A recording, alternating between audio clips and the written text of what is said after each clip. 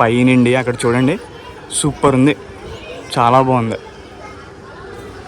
అక్కడ చూడండి దర్శనం కోసం నుంచుని ఉన్నారు కొంతమంది. అది 7ంటికి దర్శనం స్టార్ట్ చేస్తారు కదా, సో అప్పుడైతే వీళ్ళు లోపలికి వెళ్తారు. అక్కడ దర్శనం లైన్ అనమాట, అది లోపలికి వెళ్ళడానికి టెంపుల్ లోపలికి.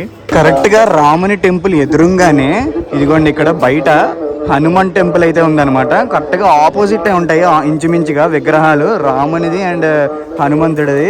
నేను ఇప్పుడు కరెక్ట్గా కళ్యాణం చేసే దగ్గరికి అయితే ఉన్నాను. శ్రీరామనవమికి కళ్యాణం చేస్తారు కదా, రాముని కళ్యాణం, అప్పుడు ఇదిగోండి ఈ గ్రౌండ్లో అయితే చేస్తారు. చూడండి ఎంత పెద్ద గ్రౌండ్. ఈ చుట్టుపక్కల అంతా జనాలు ఉంటారు, టెంట్లు అవన్నీ వేసి ఇంకా కూర్చుని ఇక్కడ ఈ కళ్యాణం అయితే చూస్తారు. కళ్యాణం ఈ మధ్యలో జరుగుతుంది అనమాట, చాలా బాగా జరుగుతుంది అప్పుడు శ్రీరామనవమికి. అండ్ ఆపోజిట్లోనే చూడండి గుడి ఎలా కనబడుతుందో, చాలా అందంగా.